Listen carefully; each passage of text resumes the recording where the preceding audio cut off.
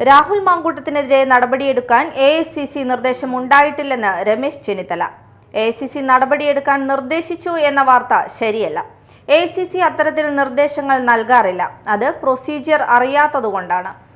ഏതെങ്കിലും MLA, MP തുടങ്ങിയവരെ suspend ചെയ്യണമെങ്കിൽ കോൺഗ്രസിൽ പ്രാദേശിക പാർട്ടി ഘടകങ്ങൾ AICCയുടെ പെർമിഷൻ വാങ്ങണം. AICC അംഗമായാലും ഇതാണ് രീതി, രമേശ് ചെന്നിത്തല പറഞ്ഞു.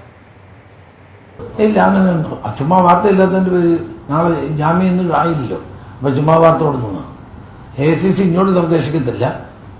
അതിന്റെ പ്രൊസീജിയർ അറിയാൻ പാടില്ലാത്തവരെ ഈ വാർത്ത കൊടുക്കുന്നു. AICCയോട് നമ്മൾ കാരണം ഒരു MLA യോ MP യോ സസ്പെൻഡ് ചെയ്യണമെങ്കിൽ അതാത് പാർട്ടി ഘടകങ്ങൾ AICCയുടെ പെർമിഷൻ വാങ്ങണം. MLA, MP മാത്രം, അല്ലെ പിന്നെ AICC അംഗമാണ്. അപ്പൊ ഇങ്ങനെ ഇവിടുന്ന് ഒരാൾ നടപടി വേണേൽ ഞങ്ങൾ അങ്ങോട്ട് ആവശ്യപ്പെടും, ശുപാർശ ചെയ്യണം. നമ്മൾ ശുപാർശ ചെയ്താൽ അവർ അനുമതി തന്നാൽ നമ്മൾ ചെയ്യാൻ പറ്റും. ഈ സസ്പെൻഷൻ കാര്യത്തിൽ പോലും KPC പ്രസിഡന്റ് ഞങ്ങളുമായിട്ടെല്ലാം ആലോചിച്ച ശേഷം കോൺഗ്രസ് ഹൈക്കമാൻഡിനെ അറിയിച്ച് പെർമിഷൻ വാങ്ങിച്ചിട്ടാണ് സസ്പെൻഡ് ചെയ്തത്. അല്ലാണ്ട് അവിടെ നിന്ന് ആരും ഇങ്ങോട്ട് പറയില്ല.